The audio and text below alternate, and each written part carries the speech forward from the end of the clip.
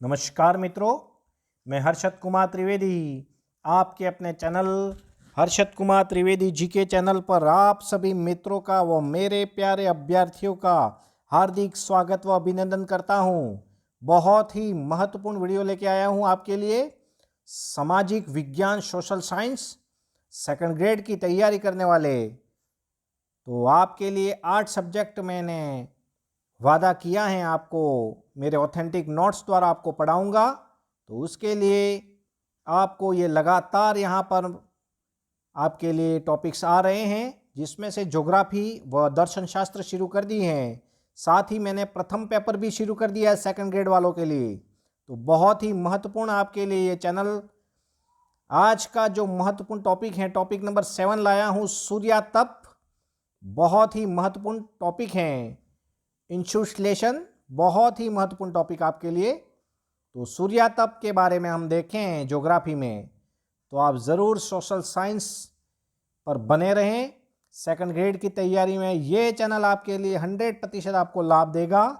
अगर आप नए हो तो चैनल को ज़रूर सब्सक्राइब करें, लाइक करें, शेयर करें। तो आपके लिए ज़रूर आप अधिक से अधिक आपके ग्रुपों में इसे ज़रूर शेयर करें और मेरे डिस्क्रिप्शन में जाके आप ज़रूर मेरे सारे नोट्स आप डाउनलोड कर एक फाइल बनाएं और ज़रूर मेरे वीडियो को बार बार आप समझें। तो शुरू करें हम सूर्यातप। देखें, इंसोलेशन के बारे में हम देखते हैं। सौरिक विकिरण जो धरातल पृथ्वी को प्राप्त होता है सूर्यातप कहलाता है। सौरिक विकिरण जो धरातल यानी जो पृथ्वी को सूर्य का जो ताप प्राप्त होता है उसी को सूर्यातप कहते हैं। त्रिवार्था एक भूगोलवक्ता हैं, उन्होंने कहा है कि लघु तरंगों के रूप में विकृत एवं 3 लाख किलोमीटर सेकंड की चाल से भ्रमण से पृथ्वी को प्राप्त ताप को ही सूर्यताप कहा है उन्होंने। तो लघु तरंगों के रूप में विकृत एवं 3 लाख किलोमीटर प्रति सेकंड की चाल से भ्रमण से पृथ्वी को जो प्राप्त ताप है उसी को सूर्यताप त्रिवार्था ने कहा है। आगे देखें, सूर्य की ऊष्मा का स्रोत क्या है। बहुत महत्वपूर्ण बात, यह क्वेश्चन बना है।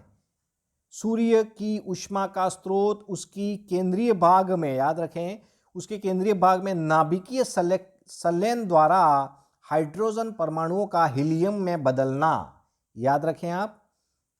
तो ये जरूर महत्वपूर्ण बात, सूर्य की ऊर्जा का स्रोत उसकी केंद्रीय भाग में नाभिकीय संलयन द्वारा हाइड्रोजन परमाणुओं का हीलियम में बदलना है। सूर्य की केंद्र का ताप 1.5 करोड़ होता है, 15 मिलियन, 1 मिलियन बराबर 10 लाख और 1.5 करोड़ डिग्री सेल्सियस। इसकी सतह का जो तापमान होता है, ध्यान रखें, सूर्य की केंद्र का तापमान 1.5 करोड़ कह सकते हैं हम, जबकि इसकी सतह का तापमान 5760 डिग्री सेल्सियस है। यानी सूर्य जो है उसके, याद रखें, सतह का तापमान 5760 डिग्री सेल्सियस है। क्वेश्चन बना है लगभग 6000 सेल्सियस। और सौर कलंकों यानी सौर धब्बों का तापमान 1500 डिग्री सेल्सियस होता है। ध्यान रखें आप। पृथ्वी को सतह का तापमान, औसत तापमान जो प्राप्त होता है पृथ्वी को, वो 15 डिग्री सेल्सियस है। याद रखें, पृथ्वी के लघु आकार एवं सूर्य से अत्यंत दूरी के कारण पृथ्वी का सूर्यतप के कुल भाग का 0.005% या 2 अरब व कुल ऊर्जा का प्राप्त होता है। याद रखें, किंतु यह ऊष्मा भी 23 लाख अरब शक्ति के बराबर है। तो आप समझ सकते हो कि सूर्य जो है वो बहुत ही, उसमें ज़्यादा ऊर्जा है, लेकिन उसका कितना प्रतिशत भाग हमें पृथ्वी को प्राप्त होता है। ध्यान रखें, 0.005%। तो भी हमें लगता है कितनी गर्मी, आप समझ सकते हो। तो ये समझ सकते हो कि 2 अरबवा भाग है वो, तो आप समझ सकते हो सूर्य के पास में कितनी गर्मी होगी। तो बहुत महत्वपूर्ण आपका टॉपिक है ये।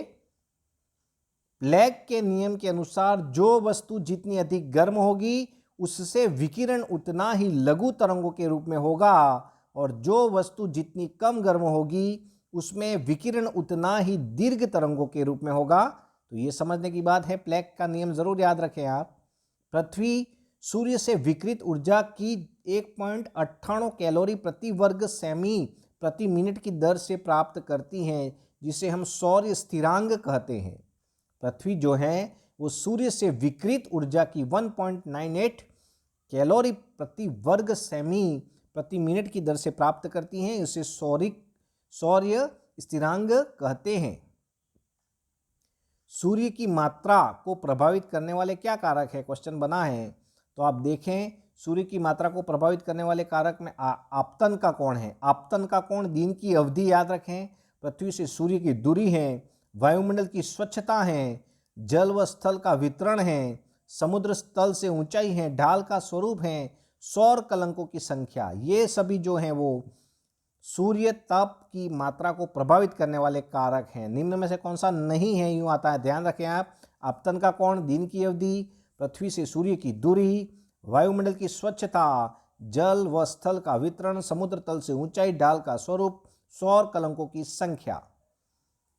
वायुमंडल के गर्म व ठंडा होने की विधियां हम देखें तो एक विकिरण विधि, ताप तरंगों के द्वारा उष्मा के स्थानांतरण को विकिरण कहते हैं। ध्यान रखें आप, वायुमंडल में गर्म व ठंडा होने की विधियां हम देखें तो विकिरण किसे कहते हैं, तो ताप तरंगों के द्वारा उष्मा के स्थानांतरण को विकिरण कहते हैं। उसी प्रकार संचालन किसे कहते हैं, जब ताप अणुओं का स्पर्श द्वारा वायुमंडल का एक परत से दूसरी परत में स्थानांतरण होता है तो उसे वायुमंडल का संचालन कहा जाता है। उसी प्रकार संवहन किसे कहते हैं, जब उष्मा का स्थानांतरण लंबवत गति से धरातल से ऊपरी वायुमंडल की ओर होता है तो उसे ताप स्थानांतरण की विधि को ही संवहन विधि कहते हैं। संवहन याद रखें, जब उष्मा का स्थानांतरण लंबवत गति से धरातल से ऊपरी वायुमंडल की ओर होता है तो उसे ताप स्थानांतरण की संवहन विधि कहते हैं। अभिवहन किसे कहते हैं, तो जब उष्मा का स्थानांतरण एक स्थान से दूसरे स्थान पर क्षेत्रीय रूप में होता है तो उसे हम कहेंगे अभिवहन। अब देखिए, ये आपके लिए लाया हूँ क्वेश्चन, यहाँ से बने हैं। पृथ्वी का उष्मा बजट 100 इकाइयाँ हम देखें सूर्यताप की, जिसमें से पृथ्वी में देखें तो 35% तो परावर्तन में जाती हैं, जो इकाई है वो 17 जो है वो पार्थिक विकिरण द्वारा अंतरिक्ष में चली जाती हैं, जबकि 48% जो है वो वायुमंडल का अंतरिक्ष में विकिरित हो जाती है उष्मा। तो पृथ्वी का उष्मा का जो बजट 100 इकाइयाँ हैं उसको 35 तो परावर्तन में चली जाती हैं, 17 पार्थिव विकिरण द्वारा अंतरिक्ष को जाती हैं और 48 जो हैं प्रतिशत हैं ये वायुमंडल का अंतरिक्ष में विकिरित हो जाती हैं। ये इकाइयाँ भी कह सकते हैं आप। आगे देखिए, पृथ्वी का एल्बिडो हम देखें, बहुत बार पूछा गया पृथ्वी का एल्बिडो किसे कहते हैं, तो सौरिक विकिरण की परावर्तनी मात्रा 35 इकाई ऊपर चित्र, यानी जो हमने देखा था जिसका पृथ्वी के धरातल या वायुमंडल को गर्म करने में कोई योगदान नहीं है, तो इसको पृथ्वी का एल्बिडो कहते हैं। देखो ये पृथ्वी का एल्बिडो हम कह सकते हैं, परावर्तन वाला भाग, ये जो भाग है परावर्तन वाला, ये जो परावर्तन वाला भाग है वो क्या है, एल्बिडो, पृथ्वी का एल्बिडो, यानी सौरिक विकिरण की परावर्तनीय मात्रा 35 इकाई, जिसका पृथ्वी की धरातल या वायुमंडल को गर्म करने में कोई योगदान नहीं है, उसको कहेंगे पृथ्वी का एल्बिडो, याद रखें आप।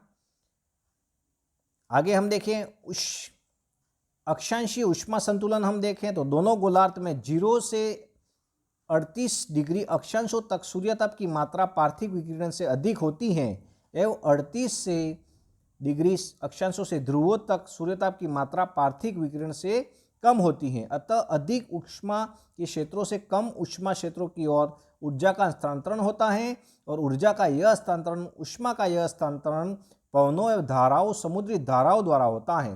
तो ये हम पृथ्वी मान ले, ये 0 डिग्री है तो यहाँ ये 38 समझ लो आप, तो ये 38, तो यहाँ से जो ये जाती हैं, ये जो ताप आता है उसमें, और यहाँ जो ऊपर जाएगा ध्रुवों तक, उसमें जो होता है वो, इसमें जो होता है वो उसमें ज़्यादा होता है। एक बार फिर से हम देखें अक्षांशीय उष्मा संतुलन क्या है, तो दोनों गोलार्ध में 0 से लेकर 38 डिग्री अक्षांशों तक सूर्यताप की मात्रा पार्थिव विकिरण से अधिक होती है एवं 38 डिग्री अक्षांश से ध्रुवों तक सूर्यताप की मात्रा पार्थिव विकिरण से कम होती है।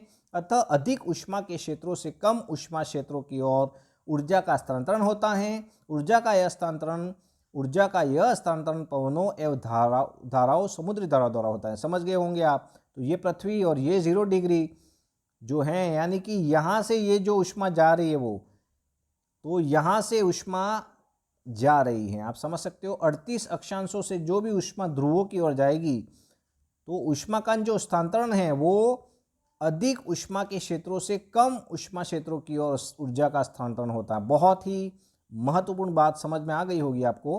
अन्य महत्वपूर्ण तथ्य हम देखें तो देखिए सूर्य की ब्रह्म सतह से निकलने वाली ऊर्जा को क्या कहते हैं? फोटान कहते हैं। क्या कहते हैं? सूर्य की ब्राहा सतह से निकलने वाली ऊर्जा को फोटान कहते हैं। सूर्य से पृथ्वी की ऊर्जा किस रूप में? लघु तरंगों सौरिक विकिरण के रूप में प्राप्त होती है। सूर्य से पृथ्वी की ऊर्जा जो प्राप्त होती है वो लघु तरंगों सौरिक विकिरण के रूप में प्राप्त होती हैं। अल्फा तरंग, पराबैंगनी तरंग, बीटा तरंग, लघु तरंग है। याद रखना लघु तरंग कौन कौन सी हैं? अल्फा तरंग, पराबैंगनी तरंग और बीटा तरंग लघु तरंग है। सूर्य ताप को मापने की इकाई लेजली है। याद रखें, बहुत बार प्रश्न आया है। सूर्य ताप की मापने की इकाई क्या है? लेजली। याद रखें। सूर्य से पृथ्वी की औसतम दूरी क्या है? सूर्य से यानी कि सूर्य से पृथ्वी की जो औसतम दूरी है वो कितनी है? 149 मिलियन किलोमीटर। याद रखें आप। जबकि उपसौर में स्थिति में पृथ्वी सूर्य से 147, उपसौर में 5 आएगा, जबकि अपसौर में दूर जाएगा 152। ठीक है, उपसौर में क्या होगा?